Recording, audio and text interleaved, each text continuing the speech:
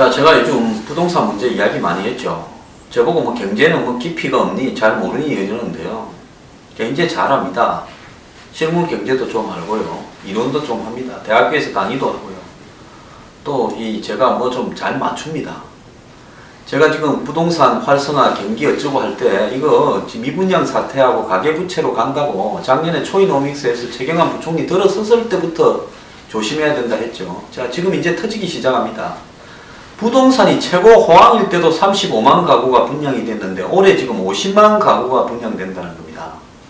2002년, 2007년 이럴 때 부동산이 최고 호황일 때 한국에는 수요가 30만 가구가 최대가 실수요가 30만 가구인데 이렇게 50만 가구를 갖다가 분양을 하게 되면 그 중에서 미분양이 생길 거고 억지로 샀던 사람들은 가계부채가 전부 생길 거 아닙니까? 정부는 그동안에 수요가 억눌려 있어서 뭐 현재 미분양도 역대 최저라는데요. 정부에 누군가 자기 이름 대고 정확하게 한번 책임서 이렇게 한번 받쳐보세요. 장관이면 장관이든 뭐 국토건설부 장관이 밝히든 안 그러면 예를 들어서 이 문제와 관련한 담당 국장이 밝히든 이름을 딱 밝히고 그동안에 분양이 주택 경기가 가라앉아서 분양 받고 싶은 사람들이 못 받았는데 올해만 한꺼번에 이래 많이 받고 있다. 그래서 아열이 아니다. 이렇게 이야기를 하는 자신이 있는 사람은 정책 실명제로 자기 이름을 좀 밝혀서 해보세요. 이거 큰일 납니다. 제가 여러 번 이야기하는데요. 요즘 또 전세난을 노려가지고 갭 투자라는 게 지금 유행을 하고 있는데 이걸 부추긴다는 거 아닙니까? 뭐냐? 집값이 한 10억 하는데 전세가 한 9억 하니까 당신 돈 1억만 해놓으면 이거 사놓으면 나중에 당신 돈 1억으로 집값은 올라간다. 그럼 당신 1억만 투자해가 전세 끼고 사면 나중에 12억 되면 1억으로 2억 버는 거 아니냐. 요렇게 싹 오십니다. 사라고.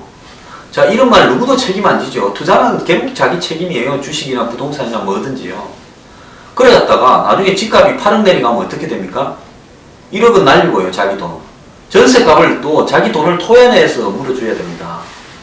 그래서 지금 깡통 집값이 많다고 하는 거 아닙니까? 전세값보다도 더 작게 내려가는, 더 작은요. 전세는 이만큼인데 집값이 이래 됐다 내려가면 나머지는 깡통 아닙니까? 그렇기 때문에 이런 갭 투자 굉장히 조심해야 됩니다. 정부요, 절대로 이 과잉된 분양을 시키면 안 됩니다. 지금 대한민국의 국민 소득 수준으로요, 중산층이나 서민들은 집을 살 여력이 안 됩니다. 이런 상황 속에서 은행 빚을 내줘가지고 집을 사게 하면 결국 그것이 가계부채가 되고 은행 부실로 연결되고 어느 시점에 금리가 올라가면 터지게 돼 있는 겁니다. 그런 부분들을 고려해서요, 지금 이 경기에 불을 좀 꺼야 됩니다.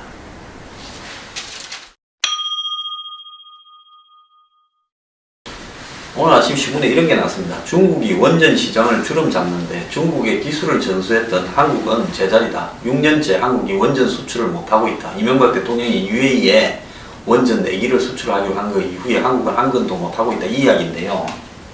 중국이 2030년에는 미국을 제치고 세계 1위의 원전 대국으로 간다. 자, 저는 이런 기사 쓰는 기자들이요, 정말 양심이 좀 있고 전문성이 조금이라도 있는 채 좀 썼으면 좋겠습니다. 요즘 KFX 사업에 대해서 기사 쓰는 기자들, 국방 전문 기자들 정말 무지한데요. 이것도 마찬가지입니다. 지금 전 세계는 후쿠시마 사고 이후에 선진국은 원전 산업에 발을 빼고 있습니다. 미국에는요, 3마일 섬에서 80년도에 사고 난 뒤부터 원전을 갖다가 거의 묶어놓고 있고요. 그러다 오바마가 원전을 또 한번 해보려 하다가 일본에 사고 나는 걸 보고 또 발을 빼버렸습니다. 미국에는 원전 기술자들도 이제 별로 없어요. 옛날에 원전 기술자들이 세월이 오래돼가 다 죽거나 은퇴해가지고요. 유럽은 지금 후쿠시마 사고 보고 독일부터 시작해서 원전을 되도록이면 안 하는 쪽으로 여러 나라들이 그렇게 가고 있는 겁니다. 근데 중국은 안전이라든지 어떤 뭐 환경이라든지 이런 개념, 즉 원전의 위험에 대한 개념은 없고요. 당장 싸고 깨끗하다 이러면서 원전을 하려는 거 아닙니까? 그러니까 중국은 국가적으로 돈을 갖다 들이부으면서 원전을 몰고 가고 있어요. 중국 사람이 최근에 뭡니까? 텐진 폭발이나 뭐 서해에 또 한국의 미세먼지, 서해 오염에 관심이나 있습니까? 이 사람들은요, 중국에서 원전 하나 터질 때까지 원전이 위험하다는 생각은 하나도 안 할 거예요. 그런데 원전을 해외 수출하려면 정부가 지원해주고 자금력이 있어야 됩니다. 원전 새로 짓는 나라들요. 선진국에서 중국 불러다가 원전 지어주시오 할 나라들 유럽이나 미국이나 이런 데 없습니다. 개발도상국이나 동구권 나라 중에 돈이 하나도 없는 나라가 중국 보고 원전 지어달라 하면서 원전 짓는 돈은 너가 차관으로 우리한테 장기적으로 준 걸로 해라. 그래서 너네 돈으로 짓고 나중에 우리 보고 전기값 받아가라. 안 그러면 너네가 돈을 빌려주고 10년 20년 동안 나누어서 받아가라. 이런 겁니다. 한국은 지금 원전 수출을 하려면요 사실 그럴 돈도 없어요. 또 솔직히 말하면 재처리 문제에서 한국이 안 되는 부분도 있고요. 핵심 기술 몇 가지는 한국이 독자적으로 못해서 미국 회사를 끼워야 되는데 여기에 미국의 정부의 입장도 있는 겁니다. 그렇기 때문에 원자력 협정 개정하려 했지만은 우리가 재처리는 안 된다는 것은 확실합니다. 해외에 들고 가야 돼요. UAE 것도 지금 짓고 나면 해외에 들고 가야 됩니다. 그런데 마치 한국이 뭐 국내에 원전을 지으려면 반대가 심해서 입지 선정도 못하고 이런 것 때문에 못하는 둥, 한국의 부정적인 시각 때문에 그러는 둥이 하는데 원전에 대해서 부정적인 시각은 전 세계적입니다. 이렇게 쓰는 기자들은요 원전 마피아하고 관계가 있어서 이러는다고 오해받을 수밖에 없는 거예요. 때가 어땠던데 이런 기사를 씁니까? 정신 좀 차립시다.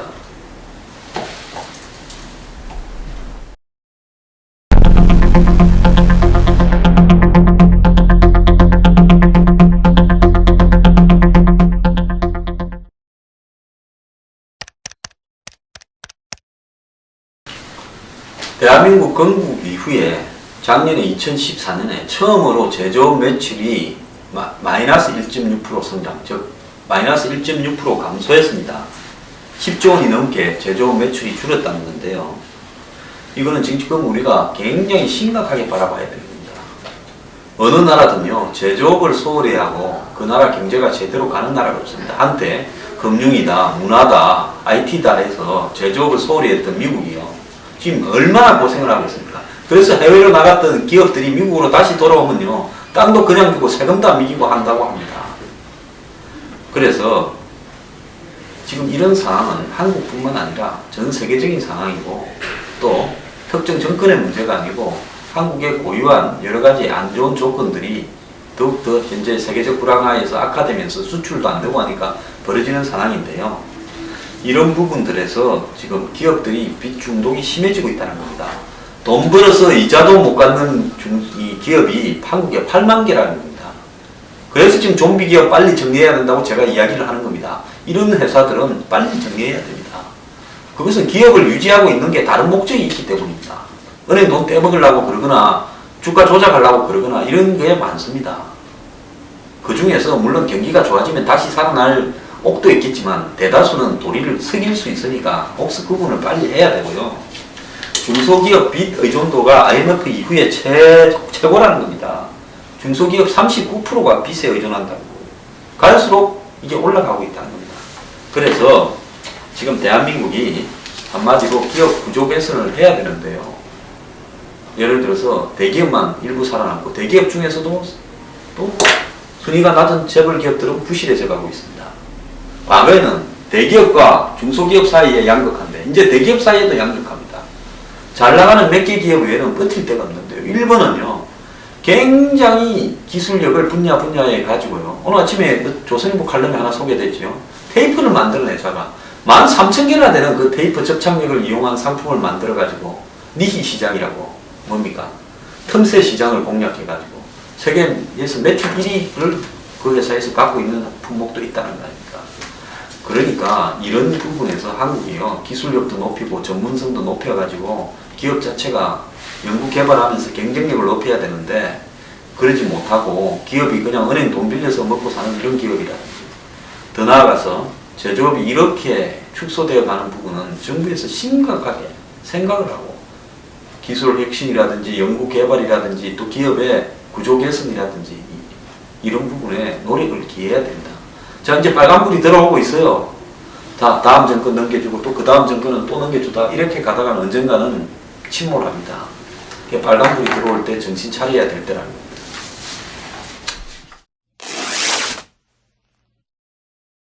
정부가 지자체 파산법을 마련한다 합니다.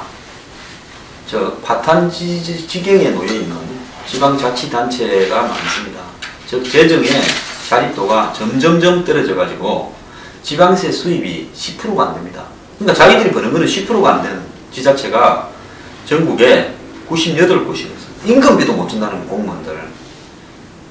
그리고 지방세 수입이 이 세입 예산의 50%가 넘는 지자체는 서울에서 한 군데밖에 없어요. 구청 중에.